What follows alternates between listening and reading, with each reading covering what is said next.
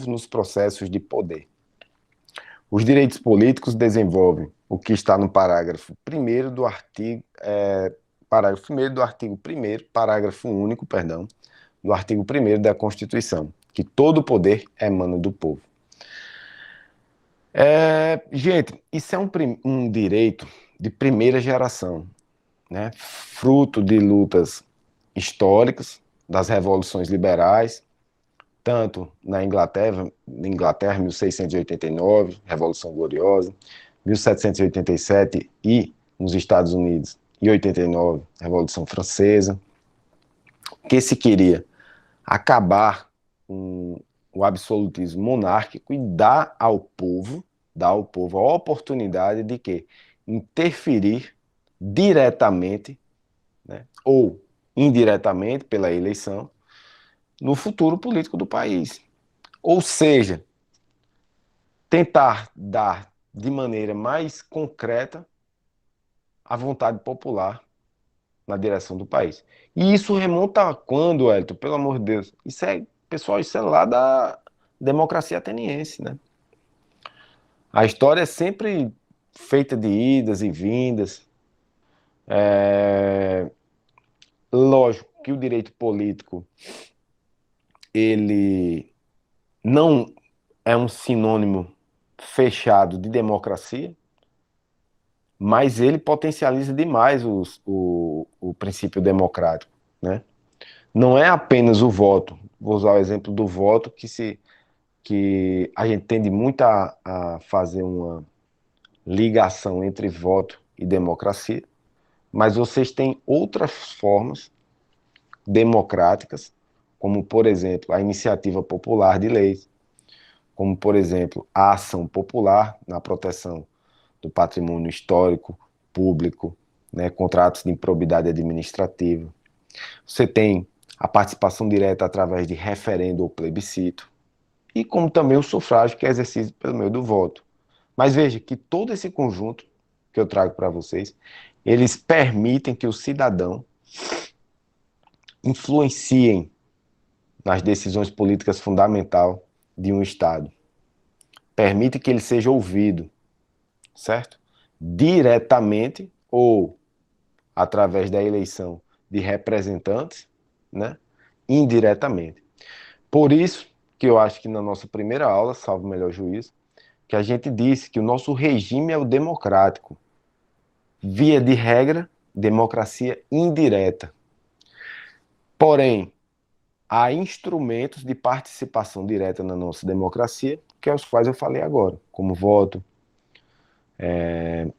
a iniciativa popular de lei, a ação popular, o referendo e o plebiscito.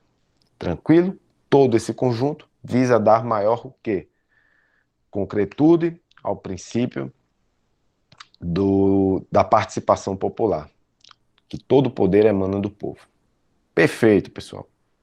Dito isto, eu queria dizer o seguinte, que existem várias espécies dos direitos políticos, como eu acho que eu já adiantei. Ó. Direito ao sufrágio, que é votar e ser votado, a iniciativa popular de lei, a ação popular, o direito de organização e participação em partidos políticos, certo?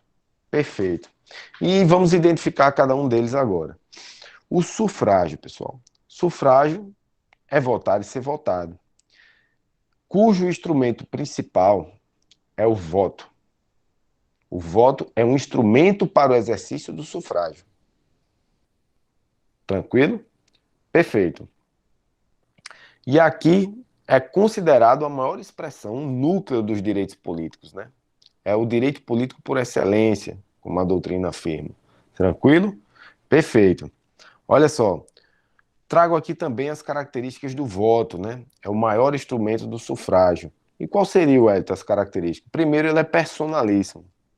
Eu não posso ir lá e votar por Diandra, tá aí na aula hoje, ou por Bárbara, ou por Karina, por quem quer que seja. Não posso. É direto. É exercido pessoalmente.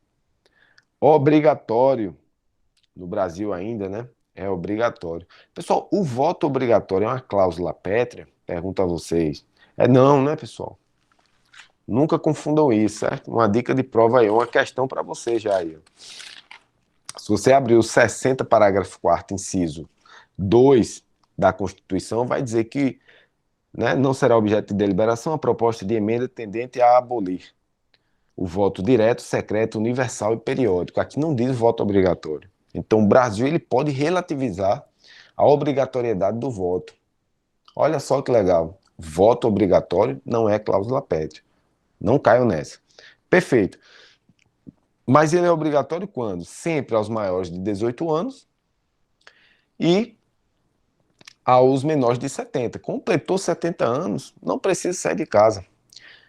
Ele é facultativo para os maiores de 16, menores de 18 e também facultativo para os analfabetos. Tranquilo? Vamos lá. Liberdade. Embora obrigatório o comparecimento às urnas, você não é obrigado a votar em ninguém. Você pode meter um zero ali, 0,000, qualquer número que for, certo? Liberdade. Ele é sigiloso, ninguém precisa trazer comprovante de quem votou em ninguém e tudo mais. É até um dos, para potencializar, vou até escrever aqui. O STF já decidiu várias vezes, acredito que mais de uma vez, acho que 2 vezes, pela inconstitucionalidade do voto híbrido. Olha só que legal. Mais legal ainda, olha aí, 8h40, o miserável ligando de novo. Toda vez a essa hora, né? A inconstitucionalidade do voto híbrido. O que seria esse voto híbrido, pessoal? É a situação em que você vota numa urna eletrônica e você tem que pegar um comprovante de voto e depositar em um recipiente diverso, né? Ou seja, o voto eletrônico com com um comprovante do voto registrado em quem você votou. Olha só, é o voto híbrido. É o que o governo tanto deseja fazer agora, né? Pois é. Veja bem, mais uma característica aqui, ó. O voto é direto.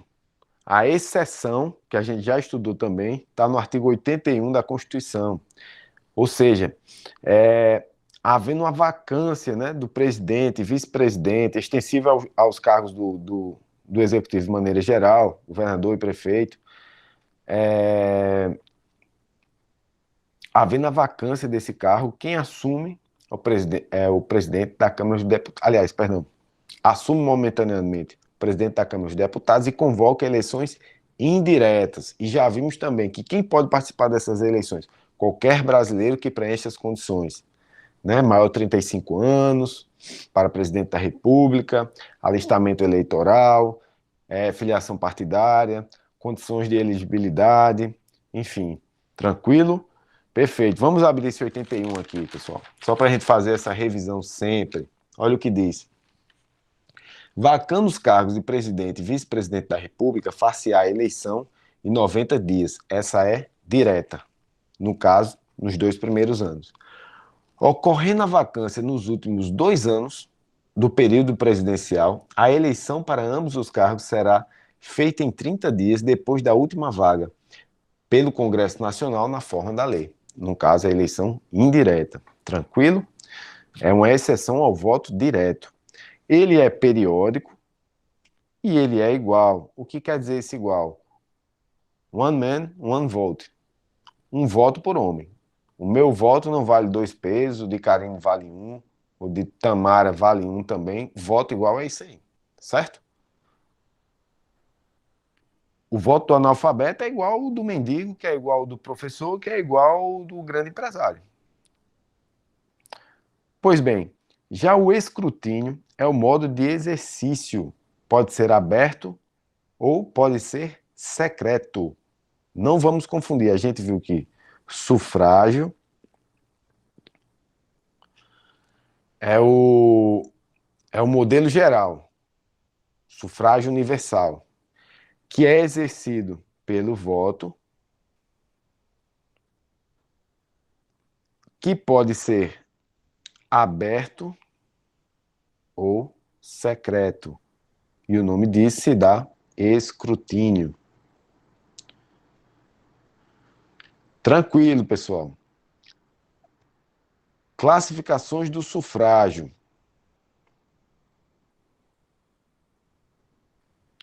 Quanto à extensão, ele pode ser universal e restrito. O que seria universal? Independe de condições discriminatórias para o seu exercício. É aberto a todos.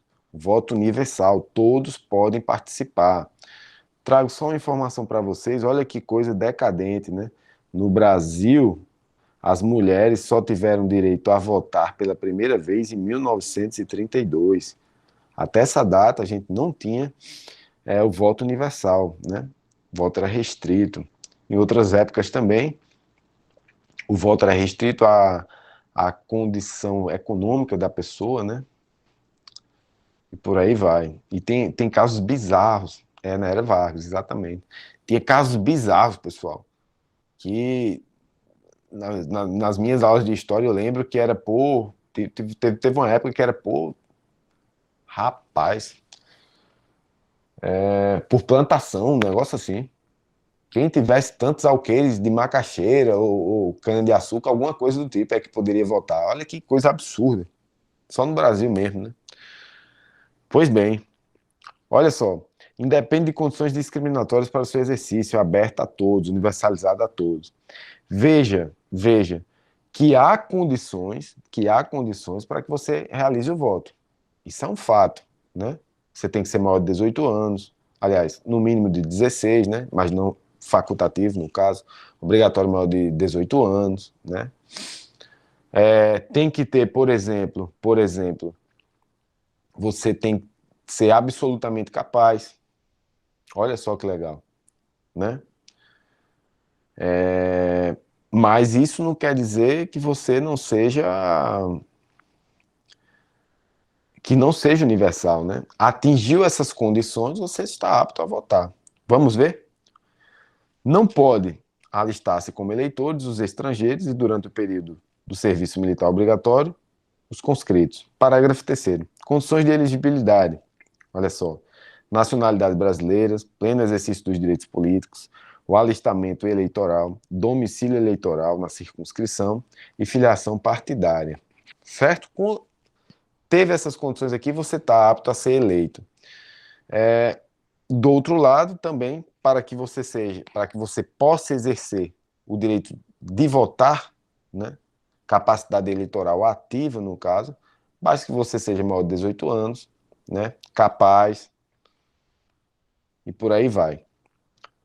Vamos adentrando ainda aqui, ó, nessas condições mínimas de elegibilidade. A idade mínima de 35 anos para presidente, vice-presidente da República e senador. 30 anos para governador e vice. 21 anos para deputado federal, estadual, distrital, prefeito, vice-prefeito, juiz de paz, 18 anos vereador. Pessoal, isso cai muito em prova, viu? Cai muito em prova. Leiam isso aqui atentamente, que com certeza vocês vão resolver algumas questões com essa condição de elegibilidade aqui. Tenho certeza absoluta. São inelegíveis os inalistáveis e os analfabetos. Wellington, quem são os inalistáveis? Os conscritos e estrangeiros. Perfeito. Olha só, ele pode ser universal, como a gente falou, mas também, de outra forma, eles podem ser restrito. Como é que seria esse sufrágio, esse exercício de sufrágio restrito? Depende de discriminações para seu exercício. As discriminações podem ser censitárias, condições econômicas, ou capacitárias, a de natureza intelectual. A de 67, a de 69, nesses artigos aqui, os analfabetos não poderiam votar. O analfabeto passa a poder votar no Brasil a partir de 1985, certo? Tranquilo, pessoal. Sigamos. Ó. Quanto à igualdade, o sufrágio pode ser igual ou desigual. Igual é aquele que um voto igual para cada pessoa, todos valem como peso igual. E o desigual, um valor múltiplo, né? Era como, vou dar um exemplo absurdo aqui, é como se o voto de uma mulher valesse peso 3 e do homem peso 1, ou vice-versa, né? Enfim. Direitos políticos positivos. O que seria isso, pessoal? Direitos políticos, quando a gente fala em direitos políticos positivos, é o exercício, positivamente, de ir lá e votar. Quando se fala o direito negativo, é de capacidade eleitoral de ser votado, por exemplo. Olha só. Não, perdão, confundi foi tudo agora. Direitos políticos positivos é a capacidade eleitoral de votar e ser votado. Eu confundi com capacidade eleitoral ativa e passiva. Vamos esclarecer? Capacidade eleitoral passiva, aí sim, é quando a gente vota. Capacidade eleitoral passiva, aí sim, eu estou sendo votado, tá bom? Beleza. Então, direitos políticos positivos engloba esses dois: votar e ser votado e participar da vida política do Estado e da sociedade. O direito de votar, também chamado de capacidade eleitoral ativa, o pressuposto é a alistabilidade, né? O que você precisa só? Do alistamento eleitoral na circunscrição. Domicíliozinho eleitoral lá. Coisa mais simples. Para obtenção, você vai lá na junta, né, de serviço eleitoral e apresenta alguns documentos, né, comprovante de residência, essa coisa bem administrativa mesmo. O alistamento e o voto são obrigatórios para os maiores de 18, menores de 70 anos. Perfeito. São facultativos para maiores de 16, menores de 18 e para os maiores de 70 anos. E aqui, pessoal, olha que questão interessante agora, os portadores de deficiência. O TSE adota uma tese que é do pensamento do possível, Pister Herbali, ou seja, se equipara aos maiores de 70 anos, ou seja, é facultativo, né, para o voto, facultativo. Os inalistáveis, artigo 14, parágrafo 2º, estrangeiros e conscritos, exceção de estrangeiro equiparado, olha só o que a gente falou na primeira aula. O português, havendo reciprocidade no Brasil, ele poderá votar. Ele não pode concorrer, não pode exercer a cargos de brasileiro nato. Tranquilo? Cuidado nisso aí, pessoal. Pois bem, direito de ser votado ou capacidade eleitoral passiva. O pressuposto é a elegibilidade. O que é isso aí? São aqueles requisitos do artigo 14, parágrafo 3º. Nacionalidade brasileira, ou condição de português equiparado. Agora, cuidado nisso aqui, ó. Sempre olha isso aqui, diferente, né? Não pode exercer cargos de brasileiro nato. E aqui ainda necessita de quê? Reciprocidade. O que é essa reciprocidade, Hélio? É lá em Portugal possibilitar o brasileiro também a exercer o voto. Pleno exercício dos direitos políticos, alistamento eleitoral. Nesse segundo caso aqui, pleno exercício dos direitos políticos, né? O que isso interfere aqui, por exemplo? Condenação criminal, pessoal, suspende os direitos políticos. Olha só que legal. Alistamento eleitoral, domicílio na circunscrição eleitoral. Observação, prazo para indicar o domicílio eleitoral é 6 meses antes da eleição, está lá nessa lei aqui. E o Brasil adota uma teoria relativa do domicílio eleitoral.